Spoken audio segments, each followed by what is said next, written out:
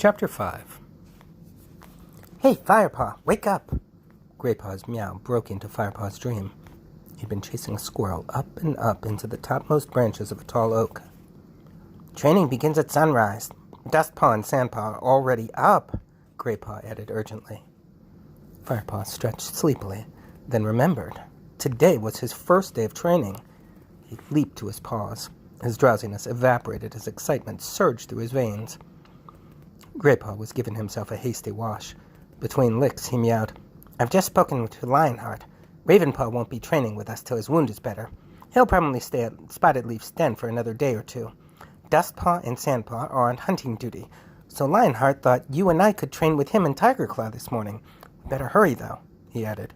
"They'll be waiting." Graypaw led Firepaw quickly through the gorse entrance of the camp and up the side of the rock-strewn valley. As they climbed over the crest of the ravine, a cool breeze ruffled their fur. Fat, white clouds raced across the blue sky overhead. Firepaw felt fierce joy well up inside him as he followed Graypaw down a tree-shaded slope and into a sandy hollow. Tigerclaw and Lionheart were indeed waiting and sitting a few tail lengths apart on the sun-warmed sand. "In future, I expect you both to be punctual," growled Tigerclaw. "Don't be so severe, Tigerclaw. It was a busy night last night. I expect they were tired," meowed Lionheart gently. "You have not yet been assigned a mentor, Firepaw," he went on. "For now, Tigerclaw and I will share your training." Firepaw nodded enthusiastically, his tail held high, unable to disguise his delight at having two such great warriors as his mentors. "Come," meowed Tigerclaw impatiently. "Today we are going to show you the edges of our territory, so that you know where you'll be hunting and what boundaries you need to protect. Graypaw, it won't do you any harm to remind yourself of the clan's outer limits." Without another word, Tigerclaw leaped up and bounded out of the sandy hollow. Lionheart nodded to Graypaw, and they took off with equal speed. Firepaw scrambled after them, his paws slipping on the soft sand. The trees were thick in this part of the forest, birch and ash trees overshadowed by mighty oaks. The ground was carpeted with crisp dead leaves that rustled beneath their paws. Tigerclaw paused to spray his scent on a thick clump of ferns. The other cat stopped beside him. "There's a two-leg path here," murmured Lionheart. "Use your nose, Firepaw. Can you smell anything?" Firepaw sniffed. There was the faint scent of a two-leg and the stronger smell of a dog, familiar to him from his old home. "A two-leg has walked his dog alone here, but they're gone now," he mewed. "Good," meowed Lionheart. "Do you think it's safe to cross?" Firepaw sniffed again. The odors were weak and seemed overlaid with fresher forest smells. "Yes," he replied. Tigerclaw nodded, and the four cats stalked out from beneath the ferns and crossed the sharp stones of the narrow two-leg path. The trees beyond were pine. They grew tall and straight, row after row. It was easy to walk silently here. The ground was thick with layers of dead needles which prickled against Firepaw's pads, but felt spongy underneath. There were no undergrowth to hide in, and Firepaw sensed tension in the other cats as they stalked unprotected between the tree trunks. "Two Legs put these trees here," meowed Tigerclaw. "They cut them down with foul-smelling creatures which spew enough fumes to make a kit go blind. Then they take the fallen trees to the tree-cut place that lies near here." Firepaw stopped and listened for the roar of the tree-eater, which he had heard before. "The tree-cut place will be silent for a few moons more until the time of Greenleaf," explained Graypaw, noticing his paws. The cats padded on through the pine forest. "Two-leg place lies in that direction," meowed Tigerclaw, flicking his thick tail to one side. "No doubt you can smell it, Firepaw. Today, however, we will head the other way." Eventually, they reached another two-leg path that marked the far edge of the pine forest. They quickly crossed over into the safe bushes of the oak woods beyond, but Firepaw still sensed anxiety in the other cats. "We're approaching RiverClan territory," whispered Graypaw. "The Sunning Rocks are over there." He pointed with his soft muzzle to a treeless mound of boulders. Firepaw felt his fur stand on end. This was where Redtail had been slain. Lionheart stopped by a flat gray rock. This is the boundary between ThunderClan and RiverClan territory. RiverClan rules the hunting grounds beside the great river, he meowed. Breathe deeply, Firepaw. The pungent smell of unfamiliar cats hit the roof of Firepaw's mouth. He was surprised how different it smelled from the warm cat scents of the ThunderClan camp. And he was also surprised to realize just how familiar and comforting the ThunderClan scents seemed to him already. That is the smell of RiverClan, Tiger Claw growled beside him. Remember it well. It will be strongest at the boundary, because their warriors will have scent-marked the trees along here. With these words, the dark tabby lifted his tail and sprayed his own mark on the flat rock. We'll follow this boundary line as it leads straight to Four Trees, Lionheart meowed. He set off quickly away from the Sunning Rocks, followed by Tiger Claw, Graypaw, and Firepaw, trotted after him. What is Four Trees? Firepaw panted. It's where the territories of all four clans meet, replied Graypaw. There are 4 great oaks there, as old as the clans. Be quiet, ordered Tiger Claw. Don't forget how close we are to the enemy territory. The 2 apprentices fell silent, and Firepaw concentrated on walking silently. They crossed the shallow stream, keeping their paws dry by leaping from boulder to boulder across the pebbly riverbed. By the time they reached Four Trees, Firepaw was feeling completely out of breath, and his paws ached. He wasn't used to traveling so far and so fast. He was quite relieved when Lionheart and Tiger Claw led them out of the thick woods and stopped at the brow of a bush-covered slope. It was sun-high now. The clouds had cleared and the wind had dropped. Below, in the dazzling sunlight, stood 4 enormous oaks, their dark green crowns reaching almost to the top of the steep slope. As Graypaw told you, meowed Lionheart to Firepaw, this is Four Trees, where the territories of all 4 clans meet. WindClan governs the high ground above us, where the sun sets. You won't be able to catch their scent today. The wind is blowing toward them, but you'll learn it soon enough. And ShadowClan holds power over there, in the darkest part of the forest, added Graypaw, flicking his head sideways.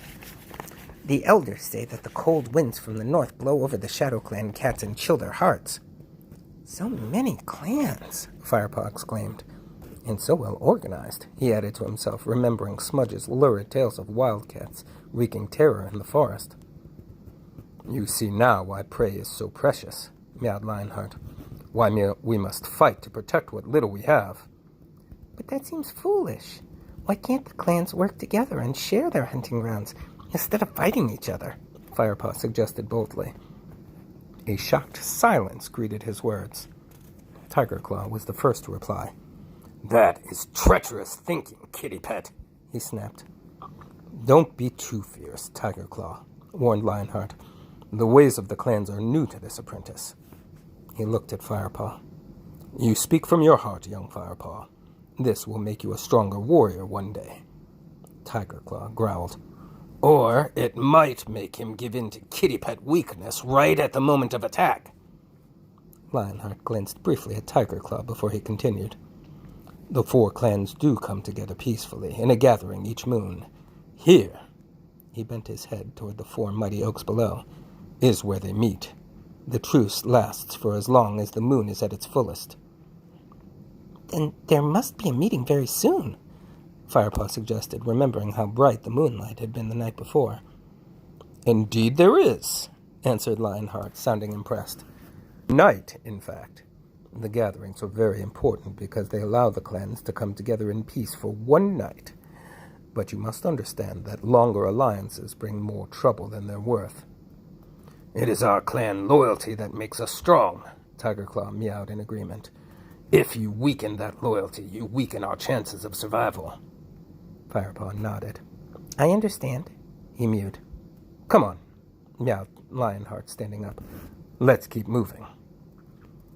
They paced along the ridge of the valley where Four Trees stood. Now they were heading away from the sun as it began to sink in the afternoon sky. They crossed the stream at the place where it was narrow enough to leap over in one jump. Firepaw sniffed the air. A new cat scent touched his mouth gland, strong and sour. "Which clan is that?" he asked. Shadow Clan, answered Tiger Claw grimly. "We are traveling along their border. Keep your wits about you, Firepaw.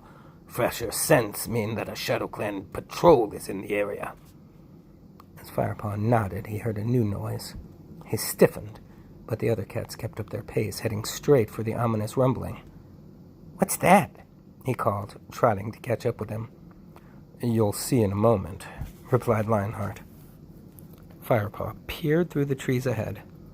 They seemed to be getting thinner, letting in a broad band of sunlight. "Are we at the edge of the woods?" he asked.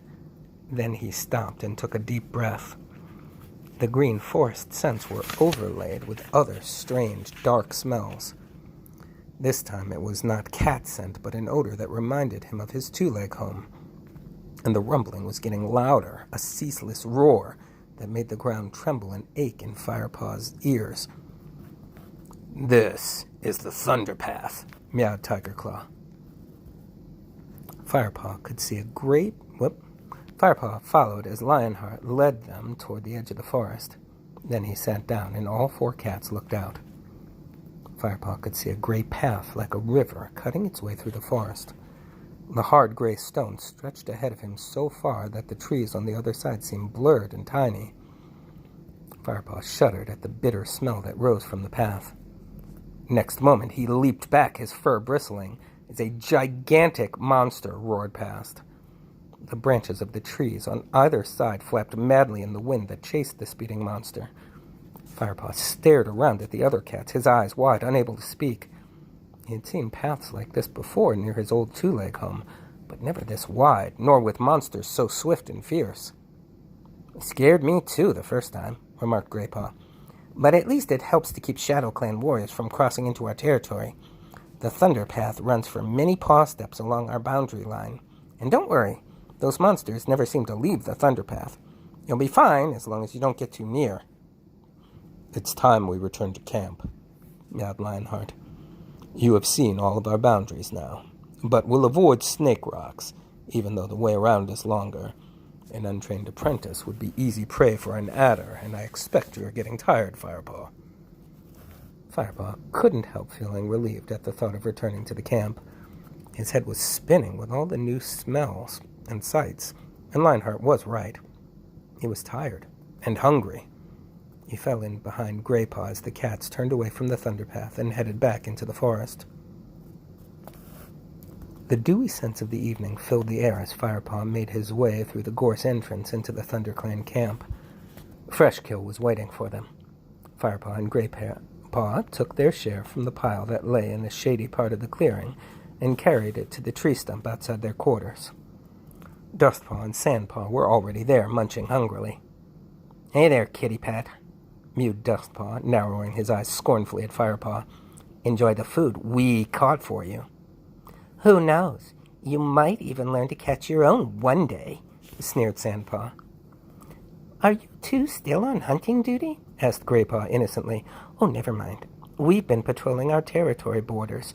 You'll be glad to know all is safe." "Yeah, I'm sure the other clans were terrified when they smelled you two coming," yowled Dustpaw. "Oh, they didn't even dare to show their faces," retorted Graypaw, unable to hide his anger. "Well, we'll ask them tonight when we see them at the clan gathering," mewed Sandpaw. "Are you going?" Firepaw blurted out, impressed in spite of the apprentice's hostility. "Of course," replied Dustpaw loftily. "It's a great honor, you know, but don't worry. We'll tell you all about it in the morning." Graypaw ignored Dustpaw's gloating and started eating his fresh kill. Firepaw was hungry too and crouched down to eat. He couldn't help feeling a twinge of envy that Dustpaw and Sandpaw were actually going to meet the other clans tonight. A loud call from Bluestar made Firepaw look up. He watched several of the clan warriors and elders gather in the clearing. It was time for the clan party to leave for the gathering. Dustpaw and Sandpaw leaped to their feet and trotted off to join the other cats.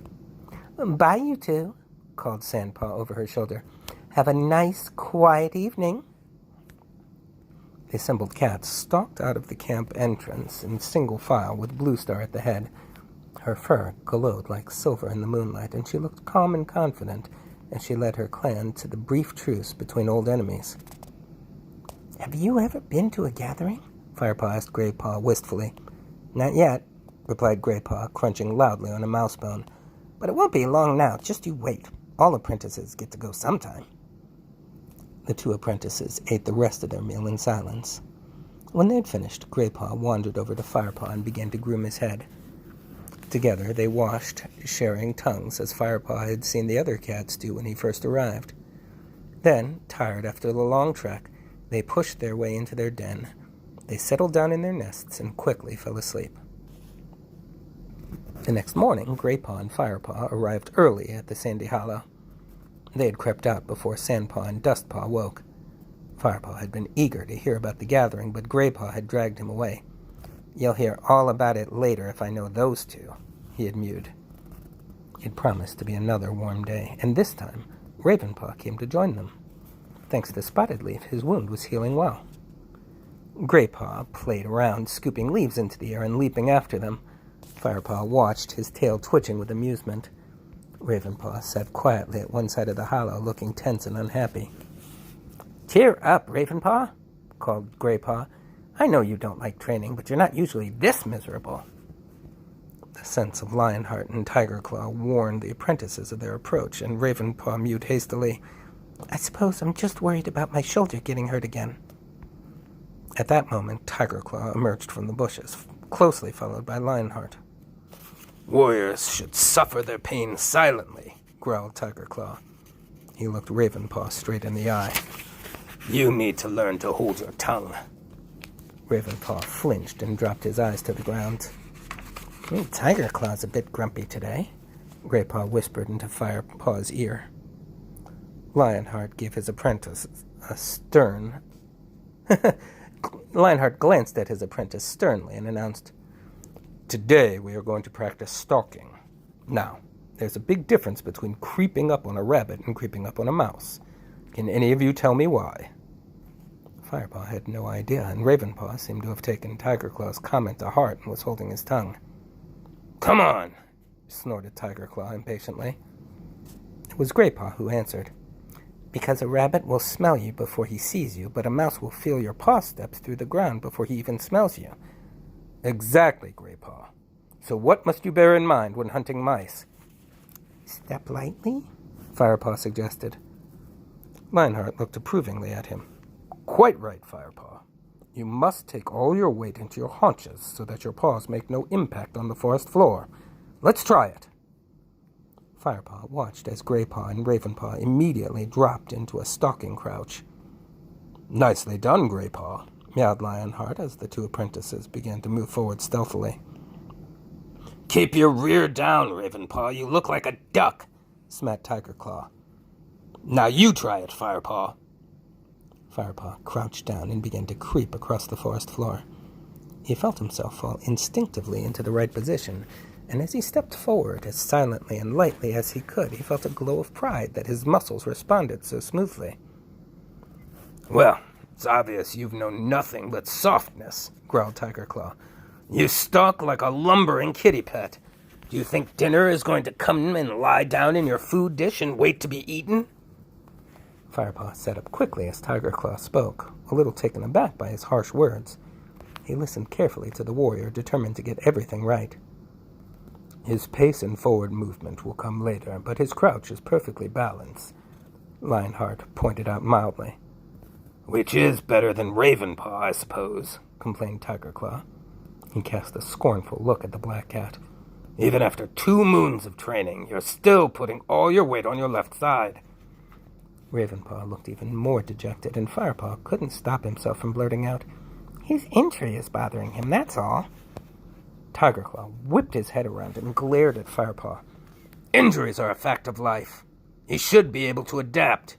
Even you, Firepaw, have learned something this morning. If Ravenpaw picked up things as quickly as you, he'd be a credit to me instead of an embarrassment. Imagine being shown up by a kitty pet." He spat angrily at his apprentice. Firepaw felt his fur prickle with discomfort. He couldn't meet Ravenpaw's eyes, so he looked down at his paws. "Well, I'm more lopsided than a one-legged badger, mewed Greypaw, comically breaking off from his careful stalking to stagger comically across the clearing.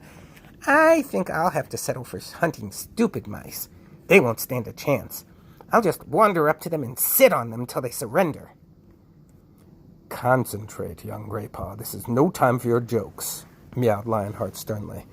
Perhaps you might focus your mind better if you try out your stalking for real. All three apprentices looked up brightly. I want each one of you to try catching real prey, meowed Lionheart. Ravenpaw, you look beside the owl tree. Greypaw, there might be something in that big bramble patch over there. And you, Firepaw, follow the rabbit track over that rise. You'll find a dry bed of the winter stream. You might find something there. The three apprentices bounded away, even Ravenpaw finding some extra energy for this challenge. With the blood pounding in his ears, Firepaw crept slowly over the rise. Sure enough, a stream bed cut through the trees ahead of him. In Leaffall, he guessed it would carry the rainwater away from the forest and into the great river that cut through RiverClan territory. Now it was dry. Firepaw crept quietly down the bank and crouched on the sandy floor. Every sense felt on fire with tension.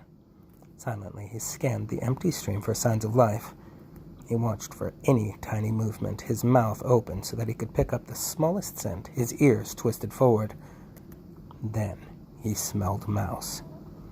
He recognized the odor instantly, remembering his first taste the night before. Wild energy surged through him, but he remained motionless, trying desperately to pinpoint the prey. He strained his ears forward until he picked up the rapid pulsing of a tiny mouse heart. Then a flash of brown caught his eye. The creature was scrambling through the long grass that draped the edges of the stream.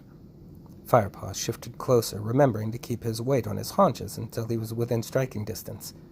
Then he pushed back hard on his hindpaws and sprang, kicking up sand as he rose. The mouse raced away, but Firepaw was quicker.